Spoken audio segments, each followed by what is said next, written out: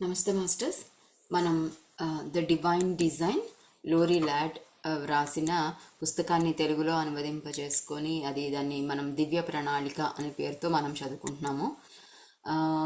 భూమి ఎలా తన సంకల్పాన్ని నేను ఎక్స్పెరిమెంట్ చేస్తాను 5th డైమెన్షన్లో, అండ్ 5th డైమెన్షన్ నుంచి 7th డైమెన్షన్లోకి వెళ్తాను, అట్లాగే 12th డైమెన్షన్ వరకు ఒక హద్దు మనకి ఏర్పాటు చేయడము, ఆవిడ పిలుపుని విని 12 మంది హయ్యర్ డైమెన్షన్ మాస్టర్స్ అండ్ వాళ్ళ కింద ఎంతోమంది మాస్టర్స్ అందరూ కూడా ఆ conscious higher dimensional conscious galactic federation of light పేరుతో భూమాతకి సహాయం చేయడము, అండ్ భూమి మీద ఎంతమంది ఏమేమి కావాలి ఈ ఎక్స్పెరిమెంట్ చేయడం కోసమని జీవులని అందరినీ సృష్టించడము, ఆ జీవులని పంచభూతాలతో సృష్టించడము, ఇవన్నీ తెలుసుకున్నాం. ఈ పంచభూతాల్లో నీరు, గాలి తెలుసుకున్నాం. తర్వాత సూర్యుడి గురించి కూడా తెలుసుకుంటూ ఉన్నాం అన్నమాట.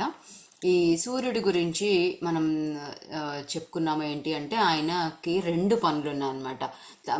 సూర్యుడు భూమి రెండు కలిసి ఆ కాన్షియస్, మనం చైతన్యం గురించి మాట్లాడుకుంటున్నాం, ఆ 2 చైతన్యాలు కలిసి చాలాసార్లు పనిచేశారనమాట. కాబట్టి భూమి యొక్క చైతన్యంతో సూర్యుడి యొక్క చైతన్యం కలిసి పనిచేయడం చాలా సులభము. ఎప్పుడు కావాలంటే అప్పుడు కనెక్ట్ అవ్వడము, ఎనర్జీస్ పంపించడం, ఎప్పుడు కూడా కనెక్ట్ అవ్వడము, భూమి యొక్క ఎదుగుదలని బట్టి సూర్యుడు మారుతూ కూడా ఉంటాడనమాట. ఇక్కడ మనము ఏం తెలుసుకున్నామంటే 2 రకాల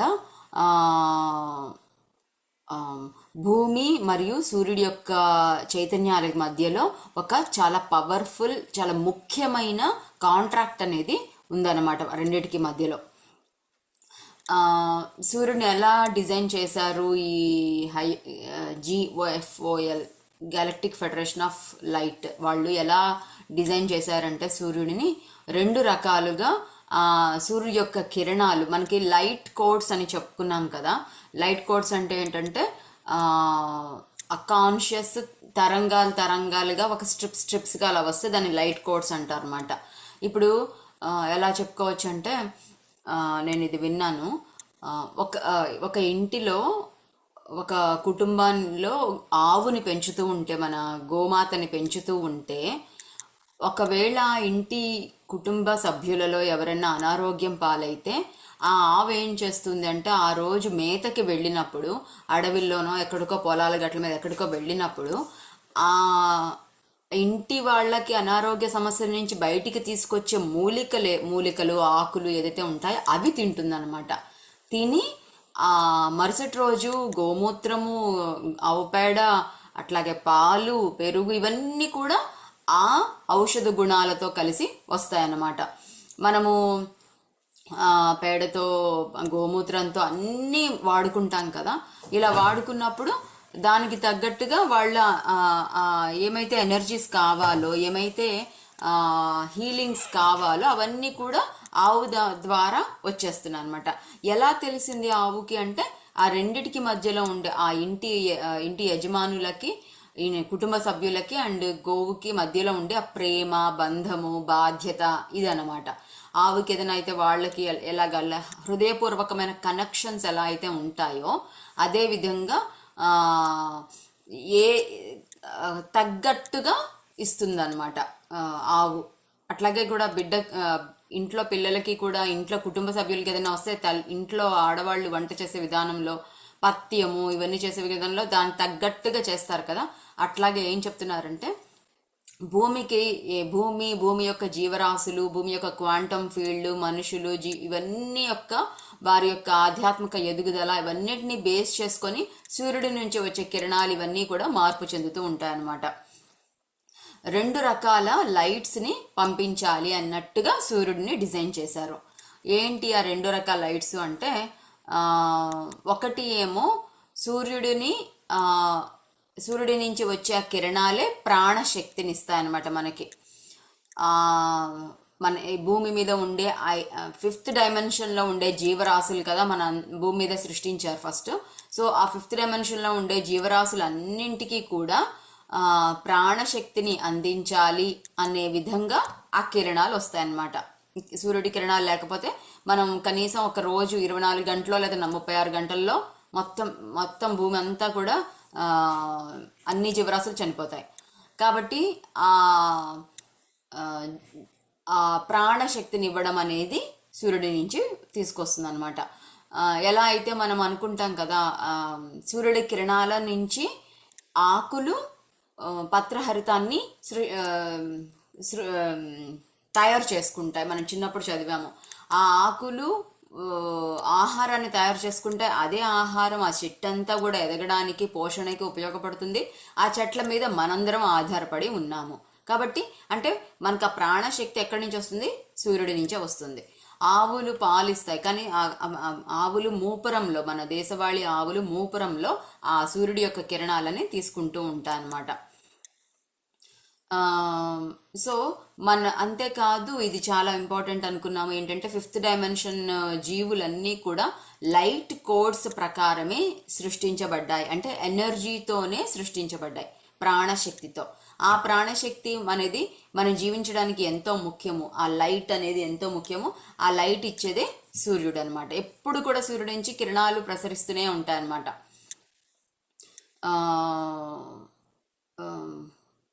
వస్తూనే కాన్స్టెంట్ ఫ్లో ఆఫ్ ఎనర్జీ అనేది ఇన్ అండ్ అవుట్ జరుగుతూ ఉంటుంది.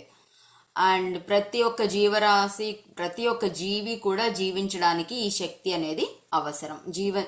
ఒకవేళ సూర్యుడు గనక లేకపోతే భూమి అండ్ భూమి మీద ఉండే జీవరాశులన్నీ కూడా పెరిషబుల్, అంటే నశించిపోతాయి అన్నమాట.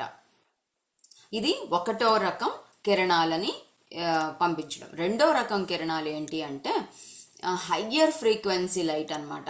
ఆ హయ్యర్ ఫ్రీక్వెన్సీ ఆ లైట్ కోడ్స్ని భూమి మీదకి పంపిస్తూ ఉంటుంది. ఎందుకు అంటే భూమి మొత్తము కూడా ఎదగడం కోసం అనమాట. భూమి మీద ఉండే జీవరాశులన్నీ కూడా ఆధ్యాత్మికంగా ఎదగడానికి, కాన్షియస్ లెవెల్లో ఎదగడం కోసం ఆ కిరణాలు ఉపయోగపడతాయి అనమాట. అంటే మొదటి కిరణాలేమో మన శరీరము, భౌతికమైన శరీరం పోషించడానికి కోసం ఉంటే, 2వ కిరణాలు ఆధ్యాత్మిక ఎదుగుదల కోసం. మనందరం 5th డైమెన్షన్లోకి తీసుకొచ్చింది. భూమి 5th డైమెన్షన్లో పుట్టింది, కానీ 7th వెళ్ళాలి కదా. కాబట్టి అలా ఉన్నది ఉన్నట్లు కాకుండా రోజు కొంచెం కొంచెం ఎదుగుతూ ఉండాలి. కాబట్టి ఆ ఎదుగుదల కోసము హయ్యర్ డైమెన్షనల్ ఎనర్జీస్ అనేవి పంపిస్తూ ఉంటుంది సూర్యుడు. మన భూమి మీద ఉండే లైట్ ఫ్రీక్వెన్సీని ఆ 5th డైమెన్షన్లో ఉంటూ అక్కడ మన 5th డైమెన్షన్లో భూమి ఉంటుంది, జీవరాశులు 5th డైమెన్షన్లో ఉంటాయి. ఆ సూర్యుడి యొక్క కిరణాలు మనకి దగ్గరికి వచ్చినప్పుడు మనం 5th డైమెన్షన్లో ఉంటాము, కానీ మన లోపల ఎదుగుదల జరుగుతూ ఉంటుంది అనమాట, యాక్టివేషన్ జరుగుతూ ఉంటుంది. సో ఇందుకోసం 2 రకాల కిరణాలని పంపించాలి అని సూర్యుడిని తయారు చేశారు. సూర్యుడు 2 అయిపోయింది కదా. సూర్యుడు మరి ఇంతే కలిగి ఉంటాడంటే కాదనమాట. ఎన్నో రకాల డిఫరెంట్ ఫ్రీక్వెన్సీస్ని కలిగి ఉంటాడనమాట. అన్ని రకాల లైట్ కోడ్స్ సూర్యుడి నుంచి వస్తూ ఉంటుంది, సూర్యుడు కలిగి ఉంటాడు. అయితే భూమి తన ఎదుగుదల, భూమి మీద జరిగే కార్యక్రమాలు, ఎక్స్పెరిమెంట్, ఆ రిజల్ట్ని బట్టి సూర్యుడు ఎటువంటి ఫ్రీక్వెన్సీని రిలీజ్ చేయాలి అనేది జరుగుతూ ఉంటుందన్నమాట. సూర్యుడి యొక్క కిరణాలు ఎప్పుడు కూడా భూమి మీద ఉండే జీవరాశుల యొక్క చైతన్యం కంటే హైలో ఉంటుంది. అంటే ఇప్పుడు మనం దీనికి ఒక మంచి ఎగ్జాంపుల్ ఏంటంటే, మనందరము చీకట్లో ఉన్నాం, లేదంటే ఎన్నో రోజులు వర్షాలు పడుతూ ఉన్నాయి, మొత్తం మబ్బేసింది. మనకి ఎలా అనిపిస్తుంది?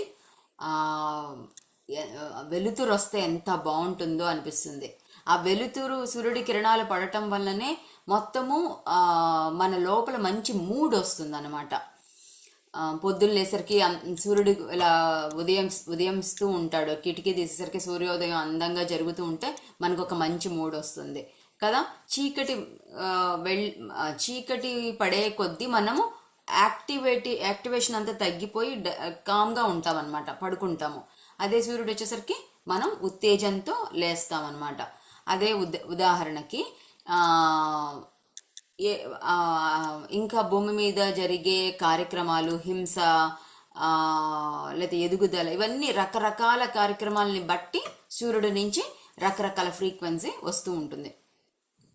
అంతేకాదు ఎప్పుడు కూడా హై ఫ్రీక్వెన్సీ ఉంటుంది. మనం ఎక్కడ ఉన్నామో దానికంటే హెచ్చు స్థాయిలోనే ఉంటుందన్నమాట. కానీ ఎంత హెచ్చు స్థాయిలో ఉంటుందంటే మరీ చాలా ఎక్కువ ఉందనుకోండి, మన మొట్టమొదటి చాప్టర్ బిగినింగ్లో అనుకున్నాం అసిమిలేషన్, అక్లిమేషన్, యాంకరింగ్ ఇవన్నీ అనేసి, ట్యాపింగ్ ఇవన్నీ అవన్నీ కుదరవు. అందుకోసమని తక్కువ మనము ఒక మెట్టు మీద ఉంటే తర్వాత మెట్టు అన్నట్టుగా నెక్స్ట్ ఫ్రీక్వెన్సీది పంపిస్తుంది అనమాట. దానివల్ల ఏంటంటే మనము 5th డైమెన్షన్లోనే ఉంటూ అడ్జస్ట్ చేసుకోవడం, ఆ కొత్త లైట్ని తీసుకోవడము, అడ్జస్ట్ చేసుకోవడము, దానికి తగ్గట్టు ఎదగడము, ఇవన్నీ మనం చేసుకోగలుగుతాం అనమాట. లేదంటే చాలా కష్టమైపోతుంది. సూర్యుడి కిరణాలు చాలా హైలో ఉండి మనమేమో చాలా తక్కువ ఉండి ఆ రెండిటికి మధ్యలో గ్యాప్ వచ్చేసి మనం అందుకోలేని స్థితిలో ఉంటాం. కాబట్టి చాలా డెలికేట్ బ్యాలెన్స్ అనేది చేస్తుందంట. మనకంటే ఎప్పుడు ఉన్నతంగా ఉండాలి ఆ లైట్ కోడ్స్ అనేవి, కానీ అందుకునే విధంగా ఉండాలి, కానీ పైన ఉండాలన్నమాట. ఎప్పుడు కూడా మనం ఇలా అందుకోవడానికి ప్రయత్నం చేస్తూ ఉంటాం అన్నమాట. అలా ఎదుగుతూ ఉంటాం.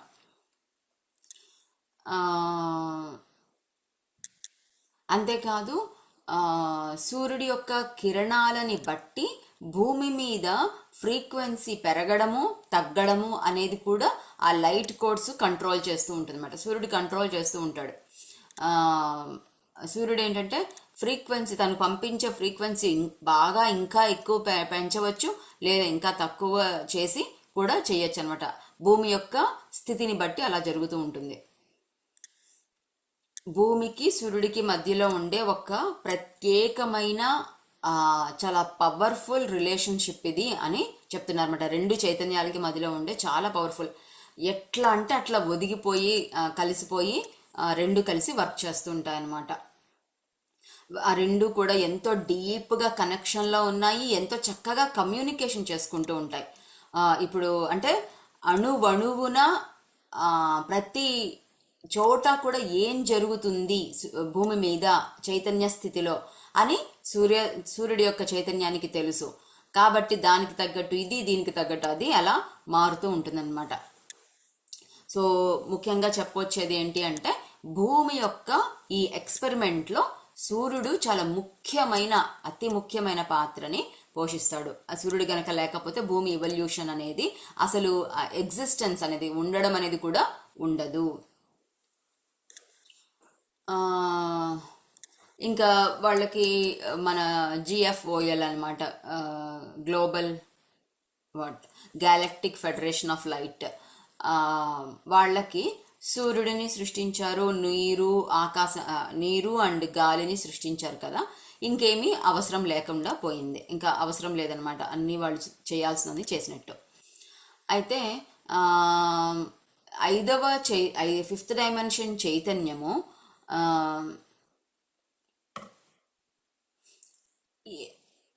5th డైమెన్షన్లో ఉండే జీవరాశుల కోసము సూర్యుడు గాలి నీరు సృష్టించిన తర్వాత ఇంకా కావాల్సింది ఏమైతే ఉందో అవన్నీ వాళ్ళకి వాళ్ళే సృష్టించుకోగలరు, ఆహారంతో సహా. ఇంకా ఏది వీళ్ళు బయట నుంచి సృష్టించాల్సిన అవసరం లేదన్నమాట. ఎందుకంటే మొక్కల్ని సృష్టించారు, ఆ మొక్కలు సూర్యరశ్మిని తీసుకొని ఆహారాన్ని చేసుకుంటాయి. వాటి నుంచి మనుషులు, జంతువులు ఇవన్నీ కూడా ఆహారాన్ని తీసుకుంటారు అనమాట. వాళ్ళకి ఇంకేం కావాలంటే అవన్నీ వాళ్ళు, భూమి ఉంది, ఆకాశము నీరు ఉంది, అదే నీరు అంటే గాలి ఉంది, సూర్యుడు ఉన్నాడు, వాటితోనే చేసేసుకుంటారు. ఈ మినరల్స్ అన్నీ కూడా మనం చేసుకున్న ప్రతి ఒక్కటి కూడా ఆ మూడిటి నుంచే వస్తుంది అనమాట.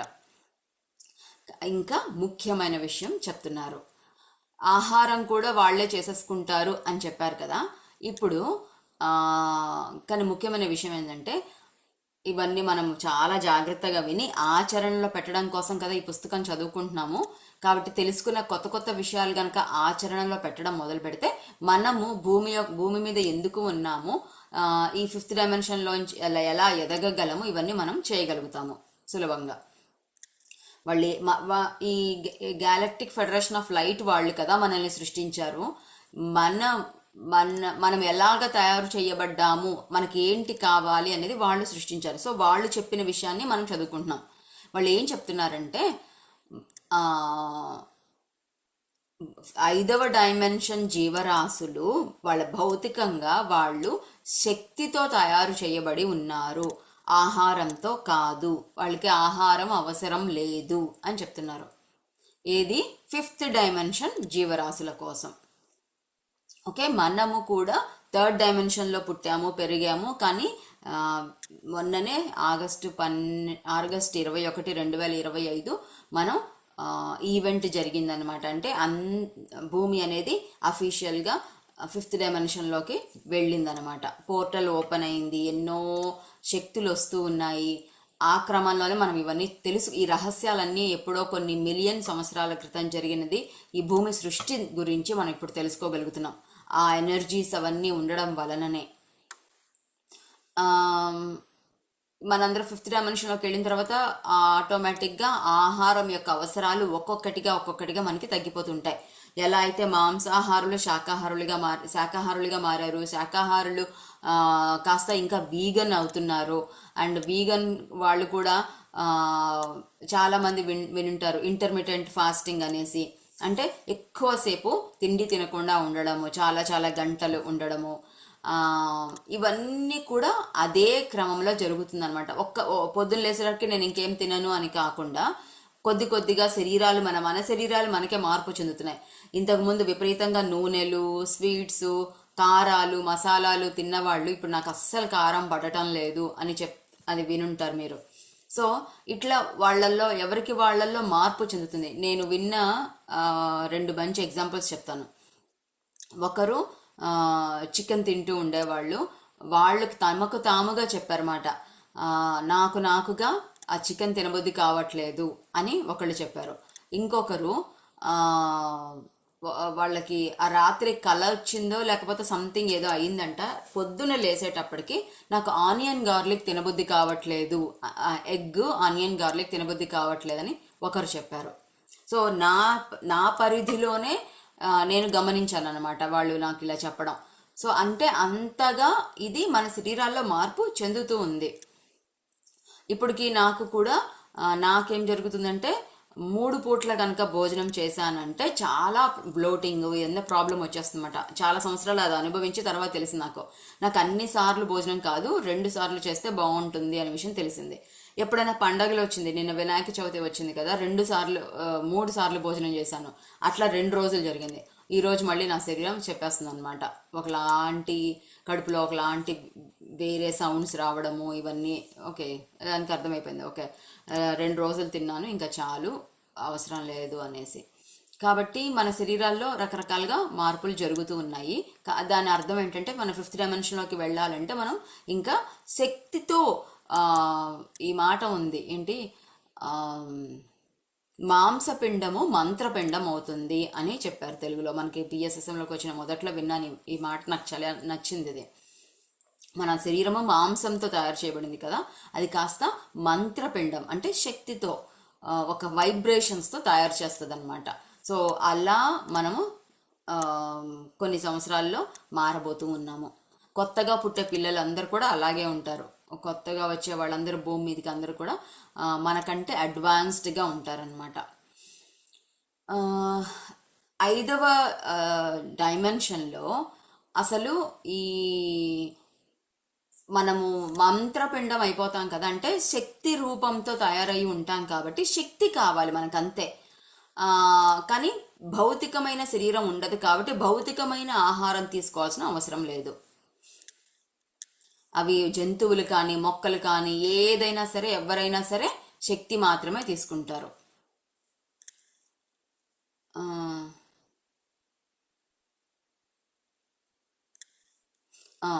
సో ఈ హయ్యర్ డైమెన్షనల్ కాన్షియస్నెస్ అంటే GFOL వాళ్ళు ఏం చేస్తారు, ఏం చూస్తారు అంటే, మన 5th డైమెన్షన్లోకి వచ్చిన తర్వాత 5th డైమెన్షన్ జీవరాశులు ఏదైతే ఉన్నారో వాళ్ళు ఖచ్చితంగా హయ్యర్ డైమెన్షన్ ఎనర్జీస్ తీసుకుంటూ ఉండాలి, అలానే వాళ్ళు ఎదుగుతారు అనే విధంగా వాళ్ళు ఏర్పాటు చేస్తారు అన్నమాట. అలాగే గమనిస్తూ ఉంటారు.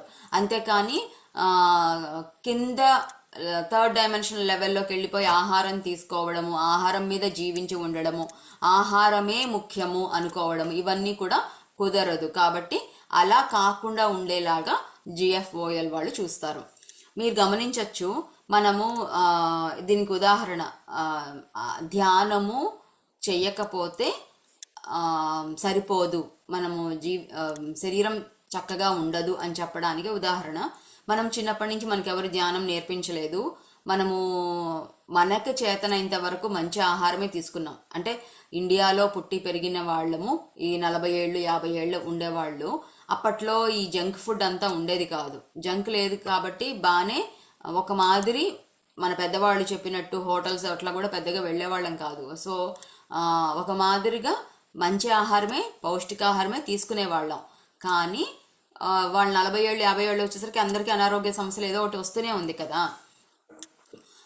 ఎందుకు మళ్ళీ ధ్యానం చేయడం మొదలుపెట్టిన తర్వాత బాగా అనిపించడం మొదలుపెట్టింది.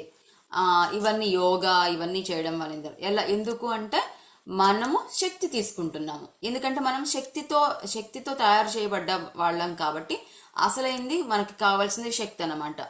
అది తీసుకుంటూ ఉంటే జీవించి ఉండగలం మనం. అనారోగ్య సమస్యలు ఉండవు. చాలా ఇంకా మామూలు భౌతికమైన శక్తే కాదు, ఇంకా ఎక్కువ కూడా మనం చేయగలుగుతాం. మనం కళ్ళు ఎదుటి వాళ్ళ గురించి తెలుసుకోగలుగుతాము. ఇంకా ఇంకా ఇంకా ఇంకా పెరుగుతూ ఉంటే మన శక్తిని ఒక చోటు నుంచి ఇంకో చోటికి వెళ్ళిపోగలం, ఇవన్నీ చేయగలం కదా. ఇంకా మంచి ఉదాహరణ ఏంటి అంటే హిమాలయాల్లో తపస్సు చేసుకునే వాళ్ళు బక్క చిక్కిపోయి ఉంటారు, వాళ్ళ శరీరాన్ని శల్యమైపోయి ఉంటుంది. ఎందుకంటే భౌతికమైన ఆహారం ఇవ్వరు, భౌతిక శరీరానికి భౌతికమైన ఆహారం ఇవ్వరు. కానీ వాళ్ళు ఎన్నో వందల వేల సంవత్సరాలు జీవించే ఉంటారు. అండ్ అక్కడ ఉండి మొత్తము భూమి మొత్తానికి కూడా ఎనర్జీస్తో వర్క్ చేస్తూ ఉంటారు. అందరినీ కనెక్ట్ చేస్తుంటారు. ఎలా అయితే ఇప్పుడు మనకి అనుకుంటాం కదా, సాయిబాబా భక్తులు ఉంటారు. ఒక బాబా శరీరంతో ఉన్నా లేకపోయినా మనకి కనిపించడము, మనతో మాట్లాడడము ఇవన్నీ జరుగుతూ ఉంటాయి. ఎలా అంటే భౌతిక శరీరము అనేది కంటే దాని కొన్ని లిమిటేషన్స్ లేకుండా శక్తి రూపంతో ఉంటే మనం ఎన్నో చేయగలుగుతాం అనమాట. కాబట్టి మనకు కావాల్సింది శక్తి, తగ్గిపోవడం అనేది కాదు. అందుకని 3వ డైమెన్షన్లో 4వ డైమెన్షన్లో ఉండే ఆలోచన విధానము మొత్తం 5th డైమెన్షన్లో మారిపోతుంది అనమాట. ఈ అసలు ఈ మెంటాలిటీనే మారిపోతుంది అని చెప్తున్నారు. అండ్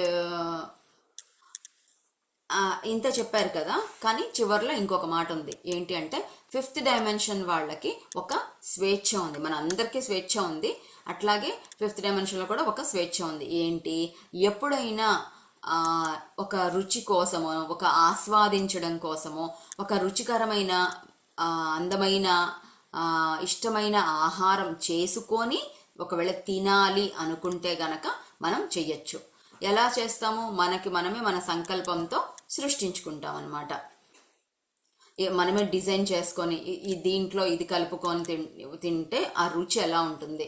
సో ఇట్లాంటి ఏదైనా చెయ్యాలి, క్రియేట్ చేయాలి, ఆహారాన్ని క్రియేట్ చేయాలి అని గనక మన ఎక్స్పెరిమెంట్లో భాగంగా మనం చెయ్యాలి అనుకుంటే అది క్రియేట్ చేయడము, సృష్టించడము, తినడము అండ్ జీర్ణం చేసుకోవడము. ఎందుకంటే మనకి భౌతిక తత్వం అనేది తక్కువ ఉంటుంది, ఇంకా మనకి ప్రేగులు ఆహారం ఇవన్నీ ఉండదు అనమాట పెద్దగా. అదొక శక్తి తీసుకుంటాం అంతే మనం. సో అవన్నీ కూడా ఒకవేళ చెయ్యాలి అనుకుంటే కూడా చెయ్యవచ్చు. ఎలా, మళ్ళీ మన శక్తిని మన సంకల్పాన్ని ఉపయోగించుకొని మనం తింటాం అనమాట అప్పుడు 5th డైమెన్షన్లో. ఓకే, ఇది 1.9 చాప్టర్ అది పూర్తయింది. నెక్స్ట్ 1.10 ఇదేంటంటే creating the 8 micro quantum universal laws. Quantum ఫీల్డ్లో గురించి మాట్లాడుకుంటున్నాం మనం, అంటే చైతన్యం స్థితిలో మాట్లాడుకుంటున్నాం. ఇక్కడ ఏ ప్రపంచమైనా, ఏ ఊరైనా, ఏ గవర్నమెంట్ అయినా నడవాలి అంటే కొన్ని పద్ధతులు ఉంటాయి కదా, కొన్ని రూల్స్, కొన్ని చట్టాలు ఉంటాయి. అట్లాగే మనకి కూడా భూమి ఈ క్వాంటమ్ ఫీల్డ్లో ఎలా ఉండాలి అనే దానికి కొన్ని చట్టాలు ఉన్నాయన్నమాట. అవి యూనివర్సల్ లాస్. వాటిల్లో చాలా మైక్రో అన్నమాట, చాలా చిన్న చిన్న మైక్రో లెవెల్లో ఉండే 8 యూనివర్సల్ లాస్ గురించి మనం తెలుసుకుందాం. ఆ లాస్ అనేవి ఏర్పాటు చేశారు. ఎందుకంటే అవి ఉండడం వల్ల భూమి ఎదుగుదల, ఈ ఎక్స్పెరిమెంట్ అని ఒక పద్ధతిలో వెళుతుంది అనమాట. అందుకోసం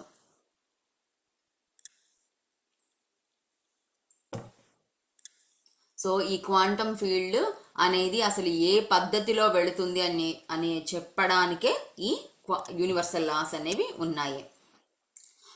వాటిలో 4 లాస్, యూనివర్సల్ లాస్ అనేవి మొత్తము ఎంటైర్ క్వాంటమ్ ఫీల్డ్కి చెందినవి అన్నమాట. అంటే భూమి మొత్తమే కాదు, అన్ని గ్యాలక్సీలో ఈ విశ్వం అంతా కూడా కలిపి ఉండే క్వాంటమ్ ఫీల్డ్కి సంబంధించినవి 4 ఉన్నాయి. అండ్ ఆ 4ట్లో మళ్ళీ చిన్న మైక్రో క్వాంటమ్ ఫీల్డ్, అంటే చిన్న చిన్న ఏరియాస్ కోసము ఏర్పాటు చేసిన యూనివర్సల్ లాస్ ఇంకా కొన్ని ఉన్నాయన్నమాట. మన భూమి మైక్రో క్వాంటమ్ ఫీల్డ్కి వస్తుంది. అంటే ఇంకొకసారి అర్థం చేసుకుందాం, విశ్వం అంతా కలిపి ఒకటే క్వాంటమ్ ఫీల్డ్, మనందరం యూనిఫైడ్ కలిసి ఉన్నాం. సో విశ్వమంతా కలిపి ఉన్న క్వాంటమ్ ఫీల్డ్కి 4 యూనివర్సల్ లాస్ ఉన్నాయి. ఆ క్వాంటమ్ ఫీల్డ్లో మళ్ళీ వేరే వేరే గ్రహాలు, గ్యాలక్సీలు అట్లా రకరకాలుగా విడిపోయి ఉన్నాయి. కాబట్టి మళ్ళీ ఈ భూమి అనేది దాంట్లో ఒక చిన్న క్వాంటమ్ ఫీల్డ్ అనమాట. ఈ క్వాంటమ్ ఫీల్డ్కి ఉండే లాస్ మైక్రో, చిన్న చిన్న మైక్రో లెవెల్ అనేసి చెప్పుకుంటున్నాం, మైక్రో క్వాంటమ్ ఫీల్డ్ అనమాట. ఈ మైక్రో క్వాంటమ్ యూనివర్సల్ లాస్ ఏదైతే ఉన్నాయో అది వేరే ప్లానెట్కి, వేరే గ్యాలక్సీకి ఉపయోగపడవు. ఇది కేవలం మన కోసం మాత్రమే తయారు చేయబడ్డాయి. ఓకే, సో ఇది వెరీ స్పెసిఫిక్ అనమాట. ఈ భూమికి వెరీ స్పెసిఫిక్గా ఉన్నాయన్నమాట, దీనికి మాత్రమే చెందింది. ఓకే, ఈ గ్యాలక్టిక్ ఫెడరేషన్ ఆఫ్ లైట్ వాళ్ళు చెప్తున్నారు, భూమికి మాత్రమే చాలా స్పెసిఫిక్గా ఉండే ఈ క్వాంటమ్ యూనివర్సల్ లాస్ అనేవి తయారు చేయాలి. అలా దాన్ని ఫాలో అవుతూ భూమి మీద జీవము అదంతా కూడా జరుగుతూ ఉంటుంది. అయితే ఏమంటున్నారంటే ఈ లాస్, ఈ చట్టాల గురించి మేము చెప్పే ముందు అసలు మొత్తము పెద్ద క్వాంటమ్ ఫీల్డ్లో ఉండే 4 చట్టాలు ఏదైతే ఉన్నాయో వాటి గురించి ముందు ఎక్స్ప్లెయిన్ చేస్తాము అని అన్నారు. సో ముందు పెద్ద క్వాంటమ్ ఫీల్డ్లో ఉండే చట్టాల గురించి తెలుసుకుందాం. The 4 quantum universal laws. ఈ లాస్ అసలు ఎలా తయారు చేయబడ్డాయి, ఎలా డిజైన్ చేయబడ్డాయి అంటే, శక్తి ఎలా ఫ్లో అవుతుందో, ఎలా క్రియేట్ అవుతుందో, ఎలా ఉంటుందో దాన్ని బేస్ చేసుకొని యూనివర్సల్ లాస్ ఉన్నాయన్నమాట.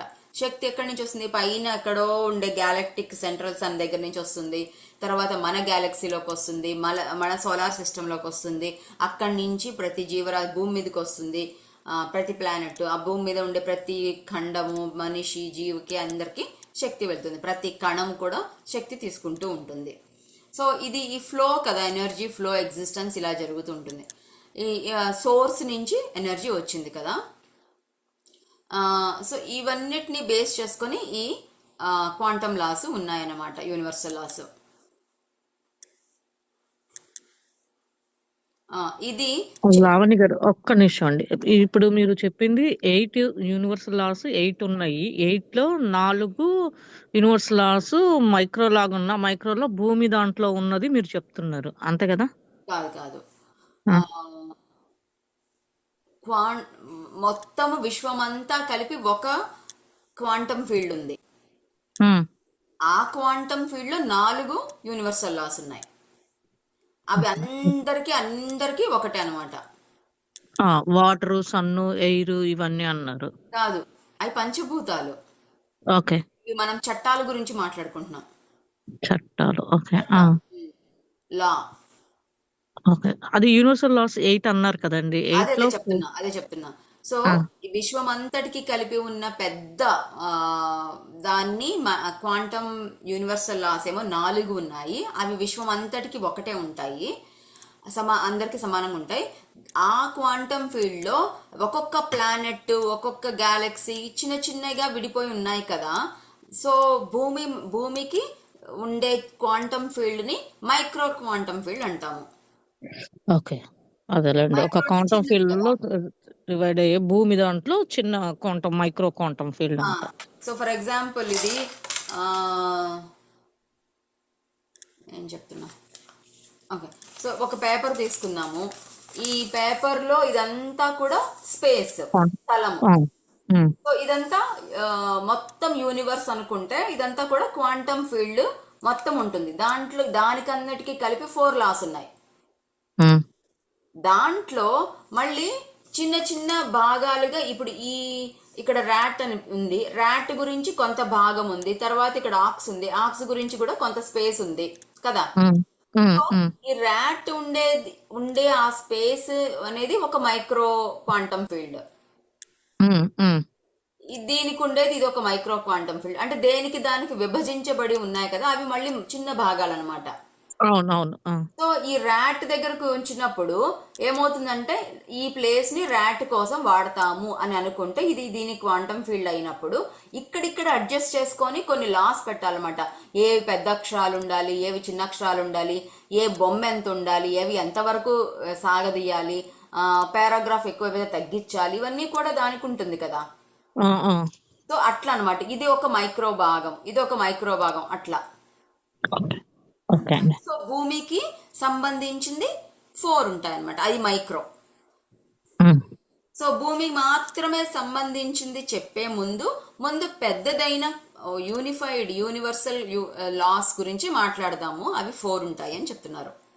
ఓకే ఓకే ఓకే మైక్రో దాన్ని చెప్పే బదులు ముందు పెద్ద చెప్దామా అంటున్నారు. అర్థం చేసుకునే ముందు పెద్ద విషయం అర్థం చేసుకొని తర్వాత భూమికి మాత్రమే సంబంధించిన దగ్గరికి వస్తాము. ఓకే అండి, అర్థమైందండి. ఓకే, సో ఫస్ట్ ఆ 4 లాస్.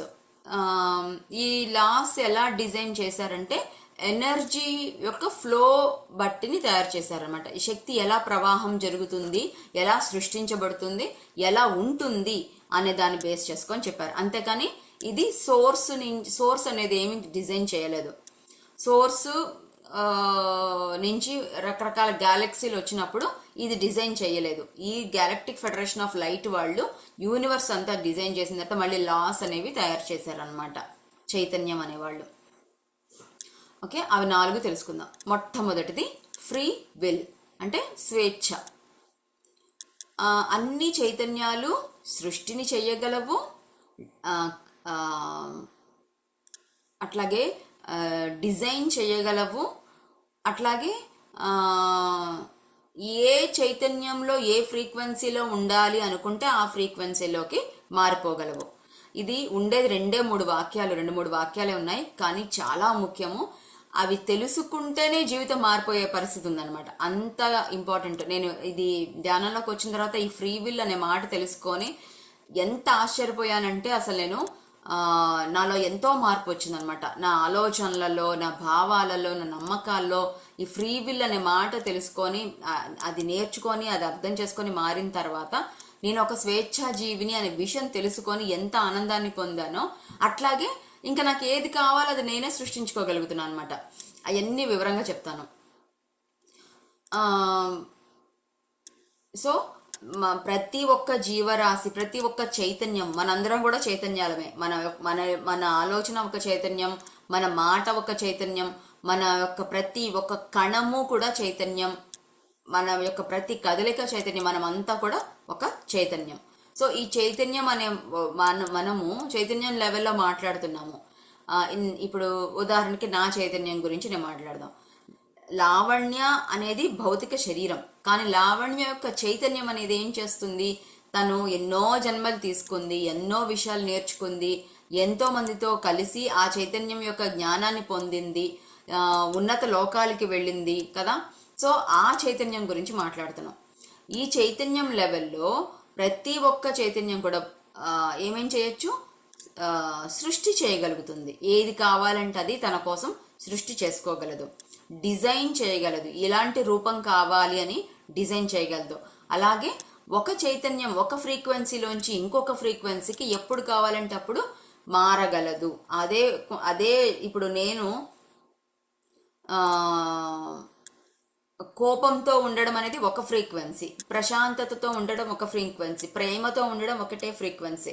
కానీ ఇప్పుడు నేను ఉండే రూపం ఇలాగే ఉన్నాను, ఉండే ప్లేస్లో అలాగే ఉంటాను, కానీ రకరకాల ఫ్రీక్వెన్సీని రిలీజ్ చేయగలము, మార్చగలం అనమాట. సో ఆ చైతన్యం కూడా, ఆ మార్పు చెందడం అనేది కూడా మనలో ఉంది.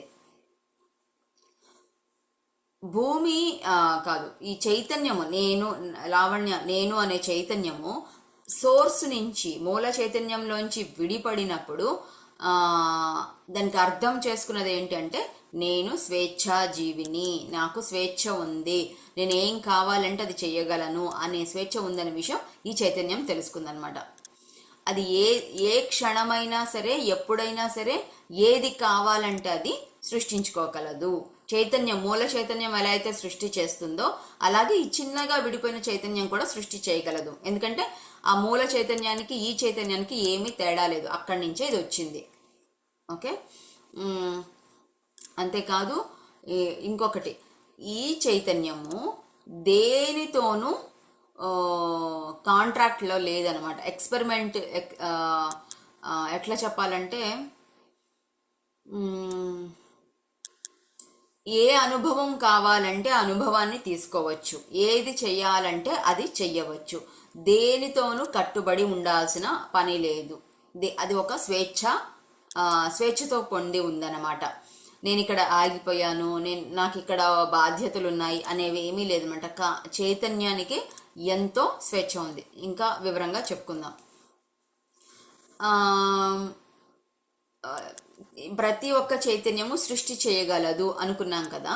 మనం ఏమనుకున్నా, ఇప్పుడు నేను లావణ్య గురించి మాట్లాడట్లేదు, నా యొక్క ఎన్నో జన్మల నుంచి నేర్చుకున్న ఆ చైతన్యం లెవెల్లో మాట్లాడుతున్నాం. ఆ చైతన్యము ఏమనుకుంది, పూర్వజన్మల నుంచి పూర్వజన్మలో నేను చనిపోయిన తర్వాత, పూర్వజన్మలో శరీరాన్ని విడిచిపెట్టిన తరువాతి జన్మ ఎలా తీసుకోవాలి, ఊర్ధ్వలోకాల్లో ఎంతకాలం ఉండాలి, ఎవరెవరితో కలవాలి, ఏమేమి నేర్చుకోవాలి, అట్లాగే ఈ జన్మలో ఎప్పుడు పుట్టాలి, ఎక్కడ పుట్టాలి, ఎవరికి పుట్టాలి, ఏ రూపంలో పుట్టాలి, అండ్ ఈ చైతన్యానికి ఈ శరీరానికి ఒక కాలు ఉంటుందా, ఉండదా, తెలివైన వాళ్ళగా ఉంటారా, తెలివి తక్కువగా వాళ్ళుగా ఉంటారా, ఇవన్నీ కూడా ఆ చైతన్యం లెవెల్లో మనమే సృష్టి చేసుకుంటాం అన్నమాట. కాబట్టి మనమే డిజైన్ చేసుకున్నాం. నా చైతన్యము ఈ జన్మని డిజైన్ చేసుకుంది, అలాగే ఈ చైతన్యము సృష్టిని కూడా చేసింది అనమాట. సో ఈ ఫ్రీ వరల్డ్ ఒకటి మనము చెప్పుకొని ఈ రోజుకి ముగిద్దాము. ఈ మనమే సృష్టి చేసుకున్నాం, మనమే చేసాము. అండ్ ఎప్పుడు కావాలంటే అప్పుడు మనము ఫ్రీక్వెన్సీని కూడా మార్చుకోవచ్చు అని చెప్పాం కదా. మన భావాలు, నమ్మకాలు, నా నమ్మకము ఉదాహరణకి నాకు బొమ్మలు వేయడం రాదు అనేది నాకు ఒక ఫ్రీక్వెన్సీ అనమాట. కానీ అది అలాగే ఎన్నో సంవత్సరాల నుంచి ఆ నమ్మకంతోనే ఉన్నాను, అలా ఆ ఫ్రీక్వెన్సీలోనే ఉన్నాను. కానీ ఈరోజు ఎవరో ఒకళ్ళు వచ్చి నాకు చెప్పారు, లేదా నా చెయ్యి పట్టి నా చేత చేయించారు, దాంతో ఆ నమ్మకం అనేది, బొమ్మ వాళ్ళ ముందు నేను వేశాను కానీ నేను నమ్మలేదనుకోండి, ఇంకా నేను బొమ్మలు వేయడం నాకు రాదు అనే నమ్మకంతో ఉంటే అదే ఫ్రీక్వెన్సీలో ఉన్నట్టు. కానీ ఎప్పుడైతే నా లోపల, నా అంతరంగంలో లేదు, నేను వేశాను, నాకు వచ్చు, నేను ఏదైనా వేయగలను అనే ఆలోచన మనం మారిస్తే ఫ్రీక్వెన్సీ మారిపోతుంది. కాబట్టి ఈ చైతన్యం ఎప్పుడు కావాలంటే అప్పుడు మారుతుంది కదా. మనకు అందరికీ అనుభవమే ఉంది ఆ విషయం. సో ఇది డిజైన్ చేసుకుంటాం. మన చైతన్యం మనల్ని, తను ఏది కావాలంటే అప్పుడు, ఎప్పుడు కావాలంటే అప్పుడు తనకి స్వేచ్ఛగా డిజైన్ చేసుకుంటుంది అండ్ సృష్టి చేస్తుంది. ఎప్పుడు కావాలంటే అప్పుడు మళ్ళీ ఒక చోటు నుంచి ఇంకో చోటికి చైతన్యం కూడా మార్చుతుంది. ఇది ఫ్రీ విల్ అన్నమాట. మనము తర్వాత మిగతా యూనివర్సల్ లాస్ గురించి రేపు సెషన్లో తెలుసుకుందాం. Thank you masters. ఎవరన్నా ఏదైనా షేర్ చేస్తారా? థ్యాంక్ యూ అండి, బాగుంది. ఫ్రీక్వెన్సీ అంతే. మనం ఏంటంటే ఒకటే, మనం చేయలేము అని ఒకటి పెట్టేసుకుంటాము, ప్రయత్నం కూడా చేయకుండా. ఇప్పుడు ఈ డైమెన్షన్ దాంట్లో కొంచెం చేస్తాను అని మనం వేరే వాళ్ళు చెప్పటమో, మనని గుర్తించడమో ఏదో ఒకటి చేస్తే అప్పుడు మనం చూస్ చేస్తూ ఉంటాము. ఫ్రీక్వెన్సీ బాగుందండి.